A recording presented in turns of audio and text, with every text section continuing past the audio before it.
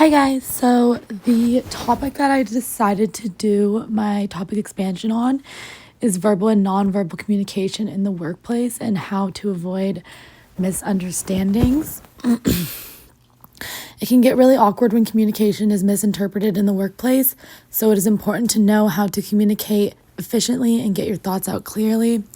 So first I'm going to start with some examples from the class reading that can help resolve workplace miscommunication and misunderstandings. So the first thing that's important to do is to use unequivocal terms to avoid misunderstandings. Equivocal terms are those with two different but equally acceptable or common meanings. Some examples include the following scenarios. So, for example, plane tickets and hotel reservations for a business meeting in Portland are booked for Oregon instead of the intended main destination. A client asks a contractor for a mid-project change. Can you move that door from here to there? The contractor replies, no problem. Later, the client is astonished to find that she has been charged for the change order. You agree to visit a client at home at dinner time in a part of the country where dinner is midday and supper is in the evening. When you meet someone, mention the date to be sure you're both thinking of the same week. When your supervisor says your ideas are okay, make sure the term means well done and not just adequate. So you have to be aware of specific terms and make sure you are adhering to the culture of what you're talking about. So they were confused because they said dinner time, but in a different country, dinner is midday, whereas supper is in the evening for them. And using lower level abstractions is essential. So low level abstractions are concrete statements that provide specific details or descriptions. And then high level abstractions cover a broader range of possible objects or events without describing them in much detail. So on the right hand side, if you can see, they listed some examples. So you want to be very specific when giving orders. So for example, the job will take a little longer. Instead, you should say the job will take 48 hours to complete so that the person you're speaking to knows exactly what you mean and that there's no miscommunication between you guys. And then another example is like, please order some supplies. Instead of saying that, you should say, please order 5 easels and a case of paper so that the person you're speaking to knows exactly the supplies you want, and then you do what they want and there's no miscommunication or no problems. And the third thing that the book gives to avoid miscommunication or misunderstanding is using slang with caution, because some people do not understand slang, and slang is very specific to age range and culture and where you grew up.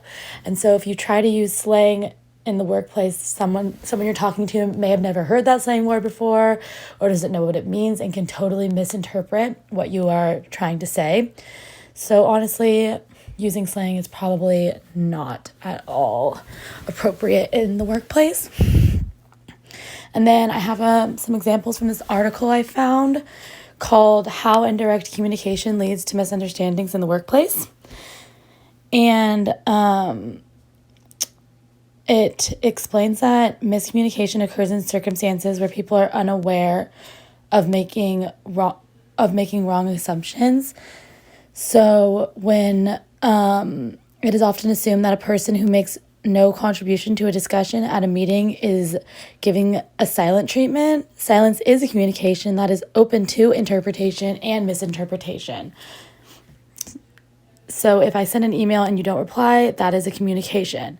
I may assume that you were too busy to respond, think you ignored me, and feel you'll be in touch later. I will have a real emotional response to my own assumptions, and the response I have will impact on our future relationship. So assumptions are also a really big part of miscommunications in the workplace, because maybe you didn't respond to the email just because you were too busy, not because you were ignoring the person. But if you don't let the person know that you were too busy, then they're going to assume the worst, most likely. In addition, we cannot not communicate, and our body language communicates what we don't put into words, which many of us don't realize that. And when it is seen as socially inappropriate to openly express anger or frustration, the tendency for people is to find other less direct modes of expression, such as like rolling your eyes or glaring. And you may not realize that people pick up on those nonverbal expressions. So it is very important that if you like don't agree with something your boss says or are annoyed at something your boss says, to try really hard to control your facial expressions, because they can tell that you're annoyed even if you don't say that you're annoyed. And that is all for my presentation. So basically, just be aware of who you're talking to, know your audience, be very specific when you are communicating, and tell the person exactly what you want them to do so that they can get it done right. And just be aware of your body language and make sure that you are always respectful to people that are older than you, even if you don't agree with what they are saying. Thank you for listening.